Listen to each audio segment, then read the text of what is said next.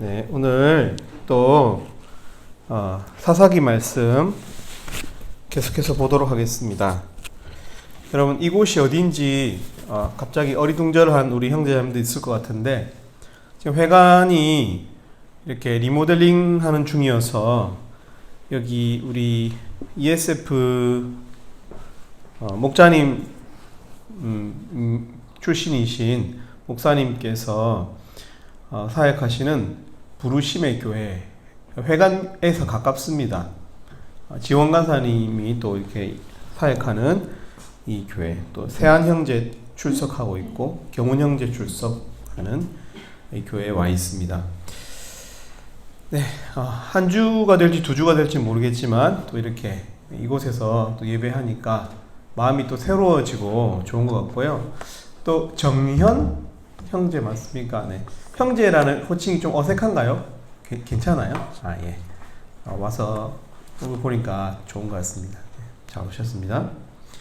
이 시간 함께 볼 말씀은 사사기입니다. 사사기 6장.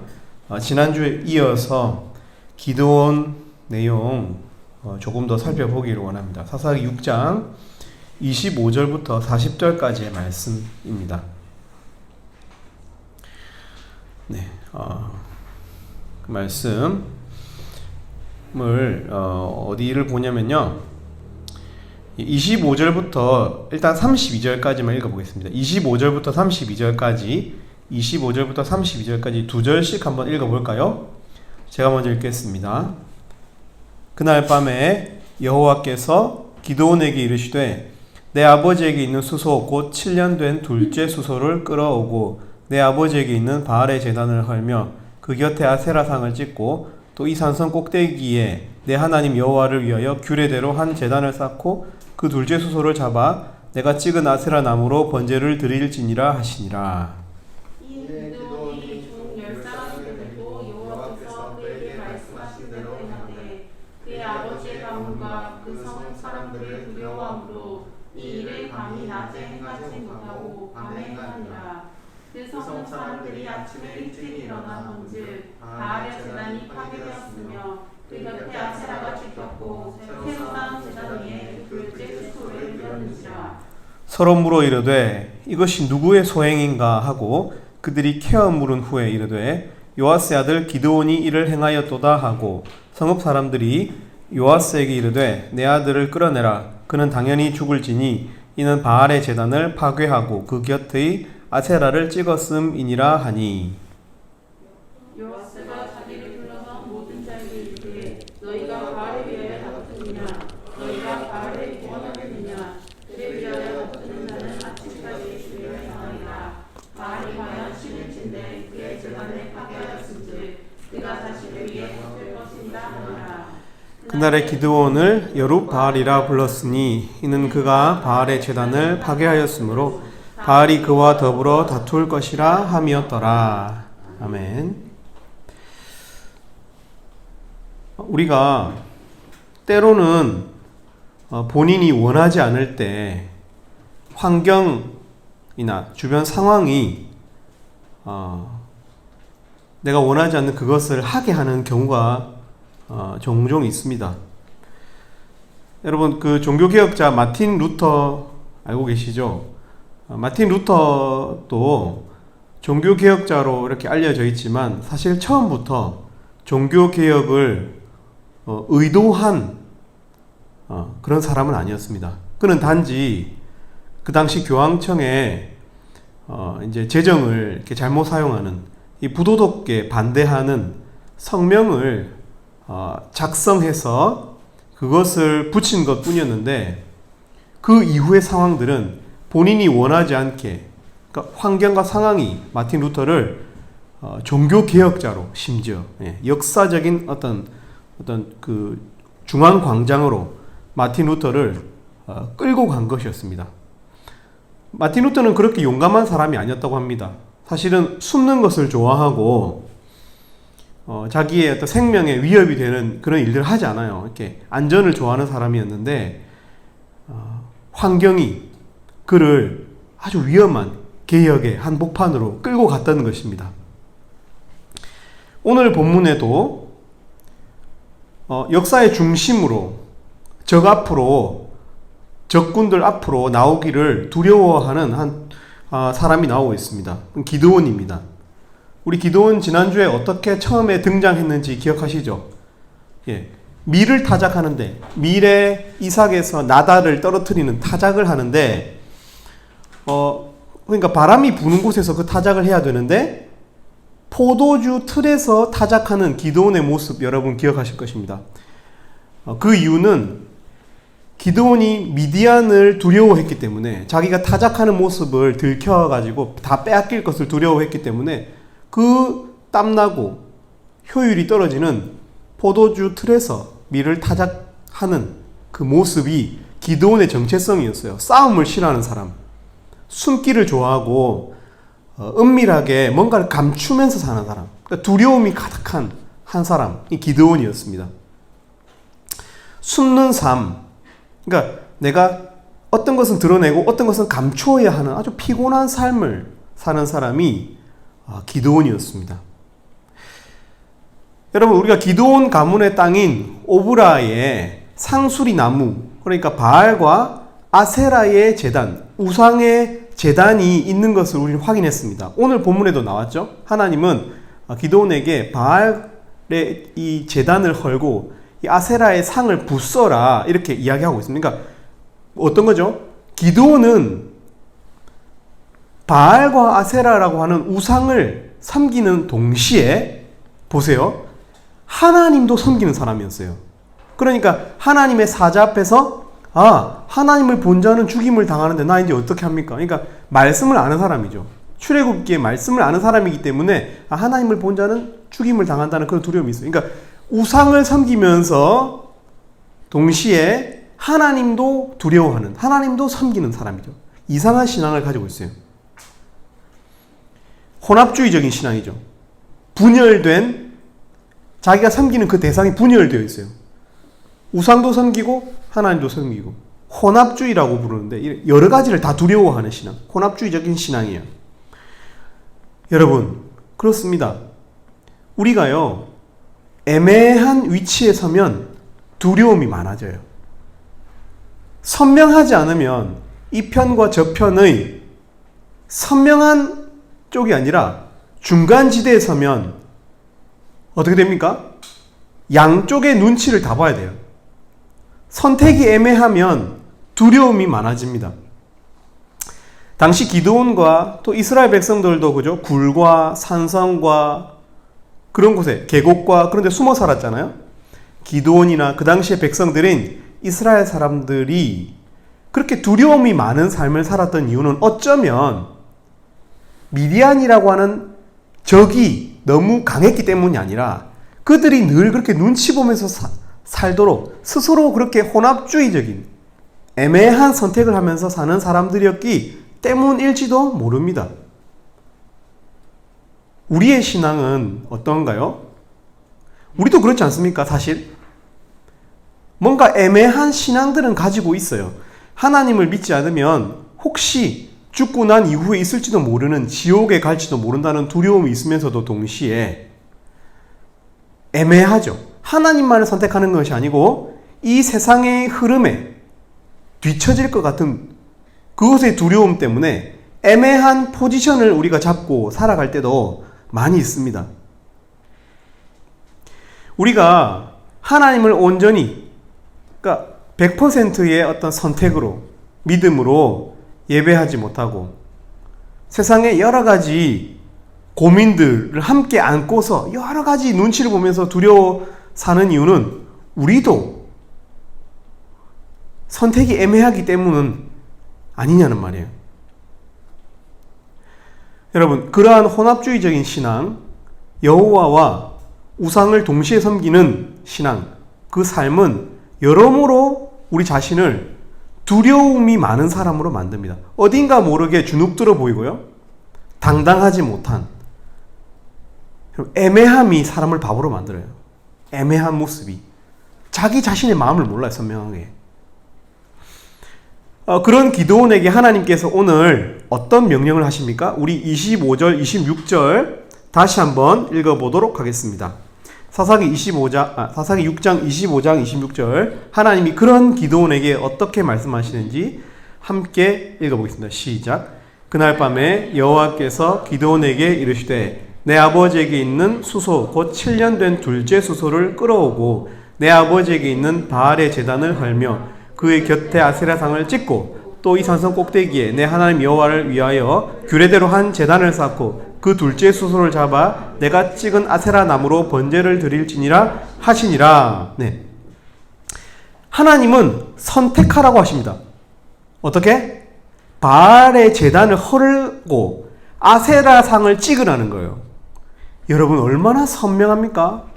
하나님의 말씀은 애매하지 않아요. 선명합니다. 여호와와 바알 둘 중에 하나를 선택하라는 것이죠. 애매한 위치에 있지 말라는 거예요.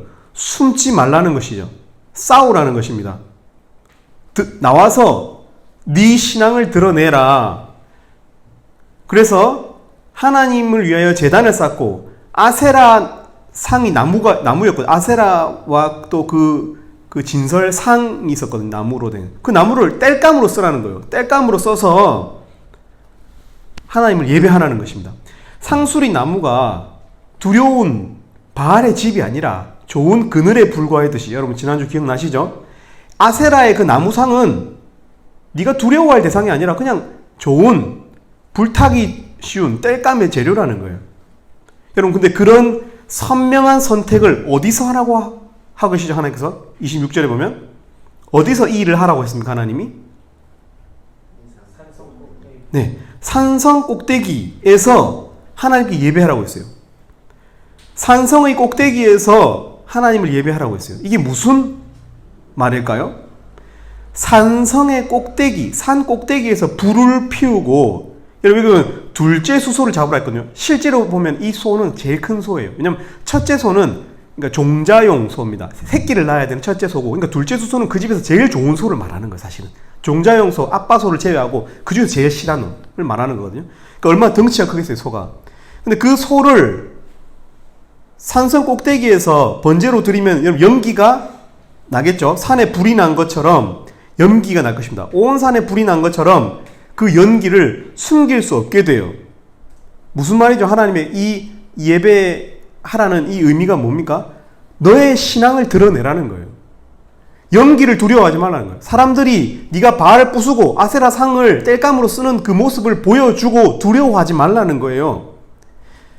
여러분 기드온이 밀타작하는 것도 미디안이 두려워서 포도주 틀에서 숨어서 하던 사람이잖아요. 근데 어떻게 하라는 거예요? 나오라는 거예요. 나오라는 거예요. 선택하고 나오라는 거예요. 숨어서 하지 말라는 거예요. 숨고 싶어하는 기드온을 광장으로 끌어내고 있어요. 하나님께서 적당히 살고 싶어하는 기드온을 아주 큰 이슈의 당사자가 되게 하고 있어요. 근데 기드온이 어떻게 했는지 아세요? 27절에 보면 그가 행했어요. 그가 여호와께서 그에게 말씀하신 대로 행했다라고 이야기하고 있습니다. 기드온은 문자적으로 하나님의 말씀을 따랐어요.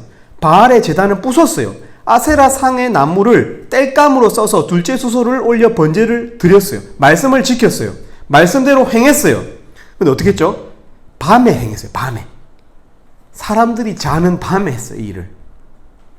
그러니까 기드온은 말씀을 지켰지만 말씀대로 행했고 말씀을 따라 살았지만 이 순종은 어떤 순종이죠? 이런 순종을 바로 율법적이라고 부르는 거예요. 형식적인 율법적인 순종이에요. 사실 이 말씀은 하나님의 말씀을 우리가 조금만 생각해보면 너의 신앙을 드러내라는 거거든요. 너의 신앙을 사람들 앞에서 드러내라는 건데 어떻게 했어요? 말씀을 지키면서 동시에 말씀을 지키는 것은 다 하면서도 동시에 하나님도 만족시키면서 동시에 어떻게? 사람들에게 숨은 거죠. 여전히. 밤에 한 거예요. 밤에. 이런 것을 우리는 율법적인 순종이라고 부릅니다. 여러분 우리가 이렇게 될 수 있습니다. 우리는 하나님의 입의 말씀을 문자적으로 따르면서도 동시에 하나님의 마음을 알면서 그 마음을 반영하지 않는 문자적인 순종을 할 수 있어요. 하나님은 분명히 너의 신앙을 용기 있게 드러내라 라고 하는 의도를 가진 그런 말씀을 주신 거예요. 근데 그래서 그 의도대로 산성 꼭대기에서 불을 피우고 번제를 드리려고 했는데 만천하에 그의 신앙을 선명히 드러내는 것을 원하셨는데 기드온은 그 말씀을 지키면서 어떻게 하나님도 만족시키면서 두려움이 많은 사람이죠. 하나님도 만족시키고 하나님이 두려우니까 사람들 앞에 내가 우상 제단을 부수는 것이 너무 큰 용기가 필요한 일이거든요. 그걸 숨긴 거예요. 내가 하지 않은 것처럼. 기드온의 작전대로 성공한 거예요. 하나님 말씀도 만족시키고 그리고 사람들 앞에는 자기의 신앙을 숨긴 것이죠. 여러분 그 다음 내용이 어떻게 전개될 것 같습니까? 28절에 보면 그 성읍 사람들이 기드온의 의도대로 된 것처럼 보여요. 아침에 일찍 일어나 보니 바알의 제단이 파괴되었고 기드온이 한 거죠. 아세라가 찍혔고 번제로 드려진 수소, 덩치 큰 수소의 잔해가 발견이 되었어요. 기드온의 의도대로 되었어요. 사람들은 아침이 되어서야 이 사건을 알게 되었고 기드온은 하나님의 명령을 순종하면서 동시에 자기 자신을 은폐하는데 성공한 것처럼 보였어요. 그러나 여러분 보세요. 하나님은 이 일을 그렇게 쉽게 넘기지 않으세요. 29절에 보면 29절 보세요. 29절 제가 읽어드립니다. 서로 물어 이르되 사람들이 이렇게 하는 거예요. 서로 물어 이르되 이것이 누구의 소행인가 하고 그들이 캐어 물은 후에 이르되 요아스의 아들 기드온이 이를 행하였도다 하고 여러분 여기서 서로라는 단어와 소행이라는 단어에 주목해 보세요. 서로는 각자에게 물었다는 거예요. 한 명 한 명 다 물었다는 거예요. 서로 너가 그랬어? 너가 그랬어? 서로 각 개인에게 물었다는 거예요. 소행이라는 단어 각자의 행위 뭐예요? 알리바이를 확인하기 시작했다는 거예요. 너 어젯밤에 너 진짜 잔 거 맞아? 네 집에서 잔 거 네 증인들 대봐봐 이렇게 한 거예요. 서로 물었다는 거예요. 알리바이를 확인하기 시작했다는 거예요. 그냥 쉽게 넘어가지 않고 있어 이 일이. 그래서 간밤에 사촌 집에 간 사람은 그 사촌의 확인을 받아요. 잠에 든 사람은 그 잠자는 것을 본 사람들의 알리바이가 있어야 돼요. 그렇게 선명해져 갈 때쯤 어떻게 되죠? 점점 좁혀져 가는 거예요. 누군지 기드온이라는 거예요. 기드온이 보면 이 일을 갖다가 종 10명과 함께 했거든요. 27절에 보면은 종 10사람과 함께 이 일을 했거든요. 그러니까 기드온은 알리바이는 없는데 증인만 10명 있는 상황이잖아요. 그러니까 서로 물어서 소행이 어떻게 됐는지를 확인하면 드러날 수밖에 없는 상황이 되고 있는 거예요. 그리고 29절에 보면 그들이 케어 물었다 돼 있거든요. 케어 물어. 여러분 케어 물을 때 너 했니? 이렇게 묻는 게 아니죠. 너 내 눈 똑바로 봐. 너 그때 뭐 했어 진짜? 너 그때 한 거 증명해봐. 이렇게 나오는 거예요. 케어 물었다는. NIV 성경을 보면 영어로 they carefully investigated. 그들이 주의 깊게 조사했다는 거예요. NASB 성경에도 they searched about and inquired. 그들이 수색하고 조사에 착수했다는 뜻이에요. 히브리어에는 바이드레슈라고 되어 있는데 여러분 어감에서도 느껴지죠? 찾고 추적했다는 거예요. 그들이 추적하고 수색했다. 그들이 알리바이를 조사했고 알리바이가 없는 사람들 중에서 좁혔다는 거예요. 결국 어떻게 기드온이 걸린 거예요. 어떻게 해요? 기드온은 숨고 싶었어요. 자기가 비록 바알과 아세라의 상을 부수고 하나님께 순종했지만 그걸 숨기고 싶었다니까요. 근데 어떻게 됐어요? 숨긴 줄 알았는데 추적당했고 드러나 버린 거예요. 누구에 의해서 그렇게 됐을까요? 그들일까요? 저는 그렇게 보이지 않습니다. 하나님께서 기드온을 마치 마틴 루터처럼 숨고자 하는 자를 드러내고 있는 모습을 볼 수 있습니다. 기드온은 숨기고자 했지만 성공한 듯이 보였어요. 근데 하나님의 의도대로 그는 결국 튀어나왔어요. 그러니까 이제 어떻게 합니까? 사람들이 기드온을 죽이려고 했어요. 너 바알의 우상을 부쉈으니까 너는 죽어야 된다. 이렇게 너는 죽였다. 그러니까 어떻게 합니까? 아버지가 나섭니다. 기드온의 아버지 요아스가 오히려 이렇게 말하죠. 만약 바알이 열받았으면 바알이 직접 기드온을 죽일 거니까 기드온을 싸울 사람, 기드온과 싸울 사람은 바알이니까 너희가 굳이 죽이지 않아도 마치 우상을 옹호하듯이 바알은 살아있으니까 바알이 열받았으니까 바알이 기드온을 때릴 거 아니냐, 기드온을 죽일 거 아니냐 하면서 살려달라고 애원했어요. 사람들이 들어보니까 그 말이 맞아요. 바알이 진짜 살아있다면 바알을 부순 기드온이 바알에 의해서 해코지를 당해서 죽을 거니까 가만 내버려 둔 거예요. 그래서 그때부터 이스라엘 사람들이 어떻게 이 기드온을 어떻게 부르기 시작했어요? 여룻바알이라고 불렀어요. 여룻바알. 기드온의 이름이 여룻바알이 된 거예요. 여러분, 여룻바알이라는 뜻은 바알과 싸우는 사람이라는 뜻입니다. 여룻바알이라는 뜻은 바알의 적이라는 뜻입니다. 바알과 싸우는 사람, 바알의 적이 기드온이 된 거예요. 기드온의 이름이 바뀐 거예요. 여룻바알로. 여러분, 오늘 본문의 전개가 어떻죠? 오늘의 본문을 요약하자면 기드온은 숨기고 싶어 했어요. 애매한 위치에 서고 싶어 했어요. 그러나 결론적으로는 어떻게 됐어요? 그의 이름이 여룻바알, 바알을 대적하는 자라는 명성을 얻게 된 사건이었어요. 이는 하나님의 분명한 의도가 있다고 여겨집니다. 하나님은 기드온에게 바알의 제단을 부수고 네가 아세라의 상을 쪼개서 땔감으로 써서 이 둘째 수소, 제일 큰 수소를 잡아서 산성 꼭대기에서 번제를 드리라고 명령하셨어요. 기드온이 이 일을 숨겨서 행하자 사람들이 집요하게 추적하고 기드온을 찾도록 하셨어요. 그리고 결국 그의 이름을 여룻바알, 바알과 싸우는 자라는 이름을 달게 하셨어요. 나중에 사무엘하 11장 21절에 보면 그의 이름은 여룻베셋이 됩니다. 여룻바알은 바알과 싸우는 사람이라는 뜻이고요. 여룻베셋은 기드온의 이름이 여룻바알, 여룻베셋이 되는데 여룻베셋은 우상과 싸우는 자, 치욕스러운 삶과 싸우는 자라는 뜻이에요. 여러분 어때요? 오늘 본문의 내용이 어때요? 기드온은 포도주 틀에서 굴욕적으로 몸을 숨기고 밀타작을 하던 사람이었어요. 소시민적인. 그러나 하나님이 그의 몸을 어떻게?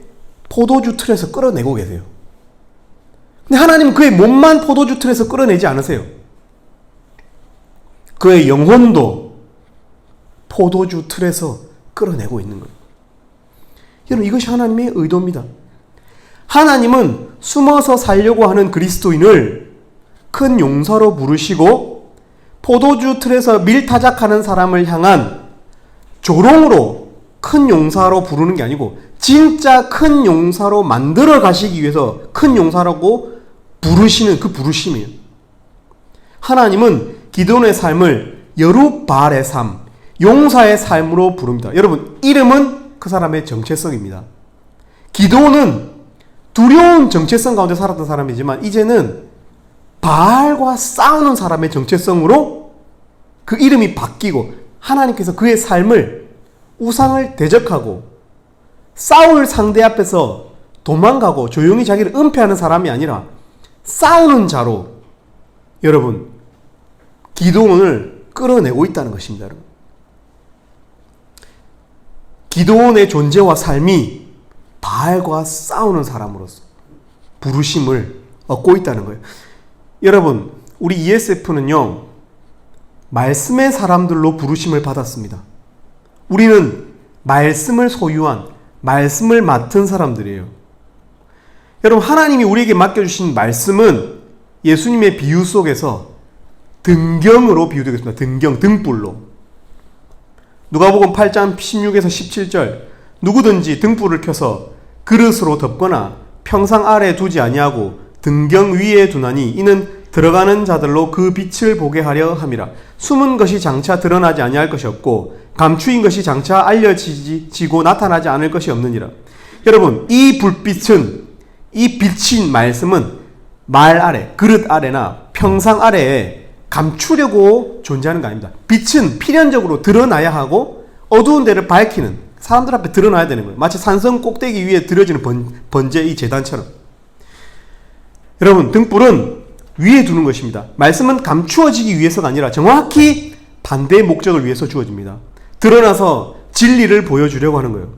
우리는 필연적으로, 우리가 말씀의 사람들이라면 우리는 필연적으로 말씀을 드러내는 삶을 살아야 돼요. 때로는 이 드러냄 때문에 싸움이 필요할지도 모르고 당당한 변증이 필요할지도 몰라요. 더 필요하다면 우리의 삶이 그 증거로 채택되어야 되는 그런 부르심을 가진 사람들이라는 거예요. 여러분, 말씀의 사람들답게 사실 수 있기를 바랍니다. 자신을 드러내고 드러내어도 괜찮을 모습으로 사실 수 있기를 바랍니다. 여러분, 뒤에서 무언가를 하는 습관을 버리세요. 수군거리는 습관을 버리세요. 역사의 이면에서 활동하지 마세요. 하나님의 자녀답게 드러내어 말하라고. 여러분의 음성으로, 아름다운 그 여러분의 음성으로 말하세요. 숨지 마세요. 계속 숨기 시작하면 눈빛에서 자신감을 잃게 돼요. 당당함을 잃어요. 하나님의 자녀로서의. 비굴해지지 마세요. 가슴을 펴야 돼요. 하나님께서 여러분을 쓰시고자 하신다면 더 이상 지체하지 말고 여러분 튀어나오실 수 있길 바라요. 여러분, 그 뒷부분의 말씀을 짧게 보고 마쳤으면 좋겠습니다. 우리 33절부터 35절까지만 읽어보겠습니다. 사사기 6장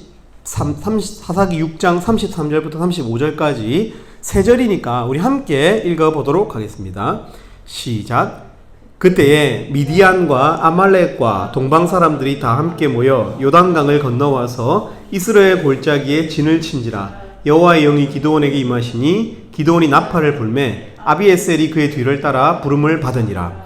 기드온이 또 사자들을 온 므낫세에 두루 보내매 그들도 모여서 그를 따르고 또 사자들을 아셀과 스불론과 납달리에 보내매 그 무리도 올라와 그를 영접하더라. 여러분 보세요. 기드온이 하나님께 부르심을 받았어요. 그런다고 세상이 변할까요? 한 개인이 바뀐다고 세상이 변합니까? 우리는 이상적으로 말을 많이 해요. 한 사람이 중요하다. 맞아요. 그 한 사람이 모여야 단체가 되니까. 그러나 여러분, 한 사람이 백신을 맞는다고 코로나를 이길 수 없어요. 무슨 말이냐면 한 개인의 비전은, 한 개인이 가지고 있는 그 하나님에 대한 어떤 믿음이랄까요? 비전은 공유돼야 돼요. 공유. 이것을 비저닝이라고 그러죠. 비저닝. 비전이 퍼져가는 거예요. 한 개인의 비전으로 헤쳐 모여 하는 거예요. 같이 그 뜻을 합치는 거예요. 여러분들 쉬울까요, 그게? 여러분, 저는 그게 진짜 어려운 줄 압니다. 사람들은요, 두 사람, 세 사람만 모여도 서로 자기 뜻을 주장하거든요. 난 이렇게 생각해. 난 저렇게 생각해. 난 그거 반대해. 쉽게 말싸움을 벌여요. 사람들은 그렇습니다. 무슨 말이냐면 연합하는 것이 정말 어렵다는 거예요. 사람의 마음이 모이는 것이 정말 쉬운 일이 아니라는 거예요, 여러분. 여러분들 오늘 보면 33절에 그때 바로 기드온이 부르심을 받은, 기드온이 하나님으로부터 여룻바알로, 바알과 싸우는 자로 부르심을 받은 바로 그때에 보세요. 미디안과 아말렉과 동방 사람들, 그러니까 적 한 사람이 아니고 적, 연합한 적 말이에요. 적들, 미디안과 아말렉과 동방 사람들이 다 함께 모였다는 거예요. 상대 적들이 많아요. 모임이에요. 적들은 공동체예요. 다수예요. 이들이 어디로 왔다고 돼 있어요? 요단강을 건너와서 이스라엘 골짜기에 진을 쳤대요. 이게 무슨 말이냐면 이 사람들이 이스라엘을 대적하기 위해서, 이스라엘을 한번 해먹기 위해서, 이스라엘을 파종한 그 씨까지 전부 다 쓸어버리기 위해서 온 거예요. 지금 어디로 온 거예요? 이 요단을 건너온 거예요. 여러분, 요단 건너는 어떤 곳이죠? 요단을 건넌 곳은 젖과 꿀이 흐르는 하나님의 땅이에요. 하나님의 지역이에요. 근데 그 지역에 적이 들어온 거예요. 무시할 수 없는 그 적들이 들어왔다는 거예요. 싸움을 벌여야 하는 거예요. 지금 이 미디안과 아말렉과 동방 사람들이 하나님의 땅에 침투해 왔잖아요. 그리고 북이스라엘과 남유다의 핵심 지역인 중앙 요충지, 이스라엘 땅의 맥점이라고 할 수 있는 이스라엘 골짜기는 우리처럼 이런 계곡이 아니에요. 산들이 둘러싸여 있는 중간에 넓은 평원을 말하는 거예요. 그러니까 여기가 만약에 막혀버리면 북쪽과 남쪽에 이 교통, 이 무역의 중심, 이 중심이 막히는 거예요. 거기에 적들이 더 돌덩이처럼 들어온 거예요. 필연적인 싸움을 벌여야 돼요. 이때는. 기드온 혼자 이 싸움을 할 수 있습니까, 여러분? 할 수 없어요. 한 개인이 이길 수 있는 싸움이 아니에요. 필연적으로 기드온은 비저닝이 필요해요. 뜻이 여러 사람과 합쳐져야 되는 거예요, 지금. 근데 그게 쉬워요? 안 쉬워요. 기드온이 그 바알과 아세라상을 부쉈을 때도 사람들은 기드온을 죽이려고 했는데, 그리고 이 사람들은 이 2절 말씀해 보면, 6장 2절 말씀해 보면 어떤 사람들이 얼마나 두려움이 많은 사람들이에요. 이 사람들이 웅덩이와 굴과 산성을 만들어서 숨어서 사는 사람들이에요. 이스라엘 사람들이. 이 사람들이 지금 싸운다고요? 가능할까요, 여러분, 이게? 미디안과 아말렉과 그 동방 철기 문화를 가진 이 사람들을 대적해서 싸운다고요? 싸움 한번 해본 적이 없는 이 사람들이 싸울 수 있을까요? 싸울 수 없는 거예요. 무섭잖아요. 기드온도 용기를 못 내는 사람인데, 기드온의 그 비전이 여러 사람의 비전이 될 수가 없는 상황이죠, 이 상황은. 사람의 마음을 합치는 것이 정말 어려워요. 한 개인은 결코 이길 수 없는 적. 근데 우리 대부분의 일상생활은 이렇습니다. 한 사람으로 할 수가 없어요. 대부분 우리 일상생활에서 일어나는 이슈들은, 싸움들은 거의 이래요. 함께 해야 되는 거예요. 함께. 힘을 합쳐야 되는 거예요, 여러분.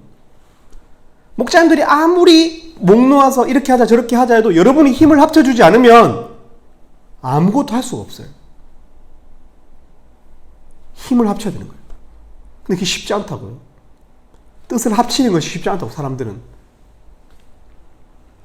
지금 바로 이때인데, 싸움을 해야 되는 이때인데, 여러분 34절과 35절은 그런 의미에서 거의 기적 같은 말씀들이에요.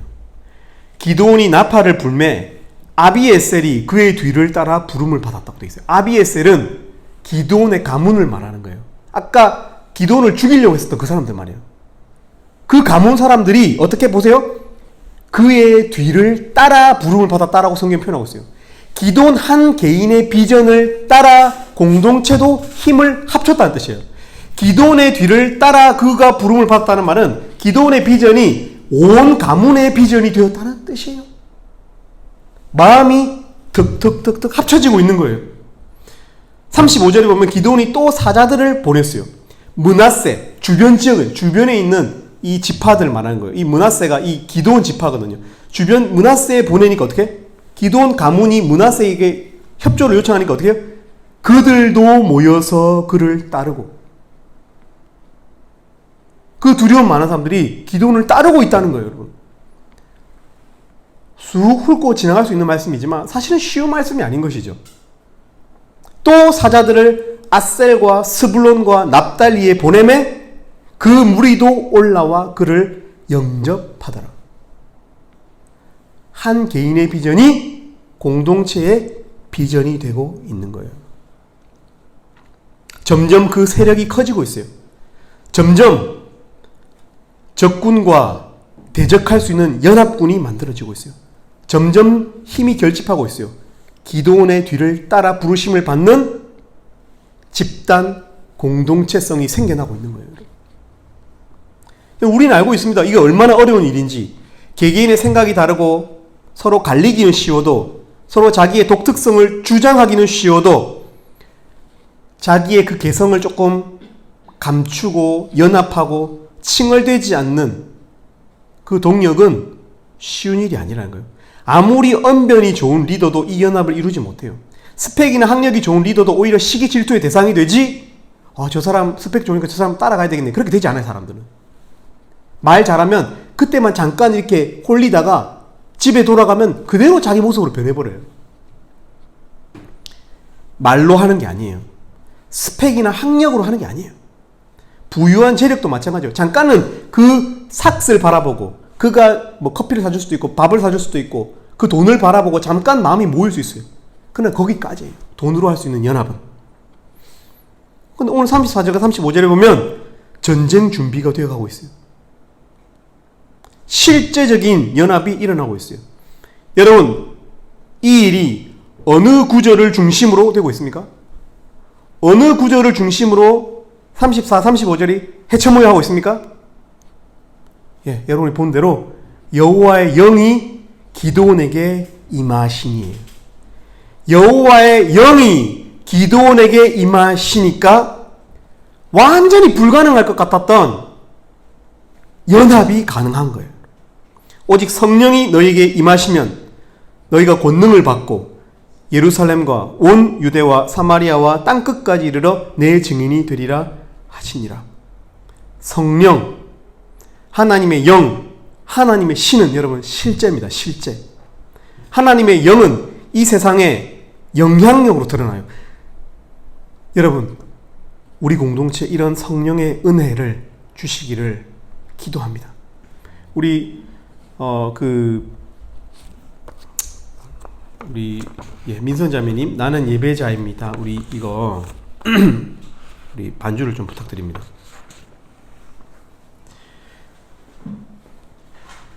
여러분, 100명, 200명 되는 교회, 그런 모임만 연합하기 힘든 게 아니에요, 여러분. 2명, 3명이 되는 작은 조직, 여러분의 점조직 같은 그 셀도 사실 연합하기가 쉽지가 않아요. 우리 마음의 개성이 너무 심하거든, 서로 간에. 유형이 다르고요. MBTI가 다르고, 애니어그램이 다르고, 디스크가 다르고, 이제만 사상의학적으로 우리의 성향들이 너무 달라. 남녀가 너무 큰 차이를 갖고 있고, 성향적으로. 환경도 다르고, 서로 이해하지 못하죠. 연합은 쉬운 게 아니에요. 여러분, 사랑하는 우리 형제자매 여러분, 부탁드립니다. 우리가 중요한 일을 위해서는 마음을 합쳤으면 좋겠어요. 제가 강제로 할 수 있는 것도 아니잖아요. 여러분 마음에 감동을 따라서 해야 하잖아요. 여러분, 그러나 한 사람을 얻는 데 있어서 우리가 이 캠퍼스에서 우리가 이 전쟁을 치르고 있잖아요. 사탄의 진지와 마주보고 전쟁을 치르고 있는 이 영혼 싸움을 벌이고 있잖아요. 이 일에 힘을 합쳐주시길 부탁드립니다. 성령께서 우리의 전도를 도와주시기를 기도합니다.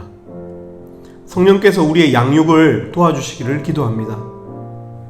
성령께서 우리 셀들의 주체성을 회복시켜 주시길, 학생들의 자발성을 회복시켜 주시기를 기도합니다. 성령께서 죽은 율법 신앙을 가진 양들의 마음에 마른 뼈를 생기로 일으키듯이 일으켜 주시기를 기도합니다. 하나님의 은혜가 필요함을 알고 있습니다. 말빨로 안 되더라고요. 말빨로 안 되고 재밌는 프로그램으로 되는 게 아니더라고요. 성령께서 회관의 지금 리모델링 정비에 힘을 주시기를 기도합니다. 성령께서 우리 졸업하신 학사회의 마음에 찾아오셔서 급진적인 하나됨을 경험시켜 주시길 기도합니다. 성령께서 더 힘있고 바른 다음 책임간사 리더를 세워주시기를 기도합니다. 성령께서 우리 부산 ESF가 전국 ESF 연합에 쓰임받는 지구가 될 수 있게 해주시기를 기도합니다. 성령께서 ESF를 통해서 한국교회에 바른 영향력을 주시길, 그래서 기독교인들이 거룩함에 대한 자부심을 회복하게 되길 기도합니다. 기독교인들이 타협 없는 믿음을 소유하게 되길 기도합니다. 우리 이 시간 나는 예배자입니다. 우리 기드온이 숨어서 예배했지만 우리가 마치 장전역 앞에서도 부를 수 있는 마음으로 내가 그리스도인 되었음을 영광스럽게 생각함으로 자부심을 가진 마음으로 기드온을 사랑하시는 그 하나님 앞에서 하나님 예배하는 마음으로 이 찬양 한번 올려드렸으면 좋겠습니다.